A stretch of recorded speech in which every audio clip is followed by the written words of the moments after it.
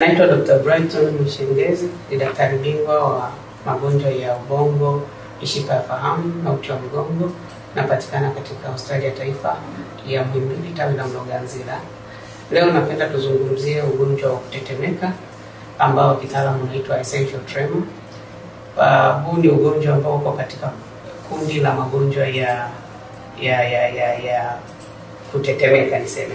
Kwa sababu magonjwa ya kutetemeka yako mengi sana, lakini tatizo la kutetemeka la namna ya essential tremor ndilo hasa ambalo linaonekana kuongoza magonjwa hayo ya kundi hilo la magonjwa ya kutetemeka.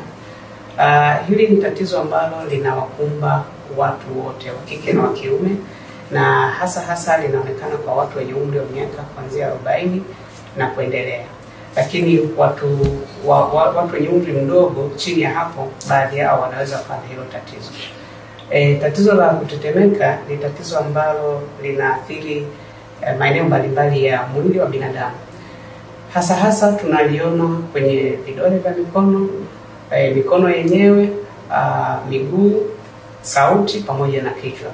Kwa hiyo kuna wagonjwa ambao wanaweza kuwa na tatizo hilo kwenye mojawapo ya hivyo viungo ambavyo nimevitaja, lakini wengine wanaweza wakawa na matatizo hayo kwa combination mbalimbali ya hayo maeneo niliyoyataja. Na wengine wanaweza wakawa na vyote, akawa anatetemeka sauti, mikono, miguu, kichwa na kimwili kwa ujumla.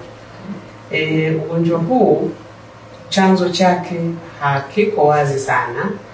Kuna asilimia kama 50 ya hili tatizo linaambatana na masuala ya kijenetiki, maana ni ugonjwa wa kurithi. Kwa hiyo asilimia kama 50 ya wagonjwa wenye tatizo hili tunaona kwamba wanakuwa na historia ya kuwa na wazazi ama mababu zao ambao walikuwa na tatizo kama hilo. Lakini asilimia nyingine ni wagonjwa ambao huwa hawana historia ya kijenetiki na huwa hawana sababu nyingine. Mojawapo ya vitu ambavyo vinaweza vikawa ni kisababishi cha tatizo hili ambao vinatibika kirahisi ni tatizo la kuwa na homoni nyingi ya thyroid. Kwa hiyo mgonjwa kama na hili tatizo inakuwa ni vizuri akapima homoni ya thyroid kuona kama ndiyo kisababishi cha tatizo hilo ama la, kwa sababu hilo huwa linatibika vizuri. Kwa hiyo tunapozungumzia tatizo la kutetemeka la aina ya essential tremor, dalili zake ni kwamba zinatokea zaidi pale mgonjwa anapokuwa anataka kutenda jambo fulani, kutumia mikono yake kufanya jambo fulani. Kwa hiyo tunaita action tremor, kwamba anapotaka kushika kamba za viatu, kufunga viatu, au anapotaka kushikiza vifungo, au labda kwa watu kama manesi wanapotaka kuchoma sindano kwa wagonjwa, ndipo anapoona mikono yake ina hali ya kutetemeka sana kuliko kama akiwa katika hali ya kawaida ya utulivu. Hii ni namna tofauti na aina nyingine za kutetemeka, kwa sababu aina za kutetemeka ziko nyingi. Nyingine ambazo sizizungumzii kwa wakati huu, mtu anaweza kawa anatetemeka akiwa tu katika hali yake ya kutulia. Lakini aina hii ni kwamba ukitulia dalili za kutetemeka hazionyeshi, lakini unapotaka kutenda jambo fulani ndipo hasa unapoona zile dalili za kutetemeka. Kwa ujumla tatizo hili mtu akishalipata linakuwa ni la kudumu, lakini matibabu yapo. Matibabu yake dawa zipo na yanahusisha zaidi kucontrol dalili za tatizo, kupunguza ile hali ya kutetemeka ama kuiondoa kabisa. Lakini ni mgonjwa anapokuwa kwenye matibabu haya anahitaji kwenye dawa karibia muda wote.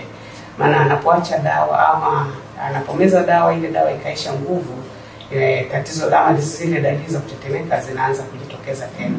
Kwa hiyo ni tatizo ambalo likishaanza na ikaonekana kwamba hakuna chanzo maalum kama vile nilivyosema thyroid hormone kama haihusiki, mara nyingi utakuta kwamba mgonjwa huyu anahitaji kwenye dawa za mwendelezo kwa maisha yake yote ili kudhibiti dalili hizi za kutetemeka na kumsaidia mgonjwa huyu aweze kufanya kazi zake vizuri. Kwa sababu kwa sehemu kubwa tumeona kwamba wagonjwa wenye tatizo la kutetemeka huwa wanashindwa kufanya kazi zao ndogo kama vile labda kufunga viatu, kamba za viatu ama vishikizo vya nguo na kazi nyingine ndogo ambazo hasa zinahusisha mikono.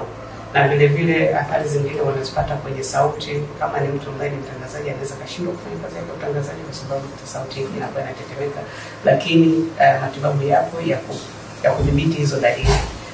na yanapatikana katika hospitali zetu hizi.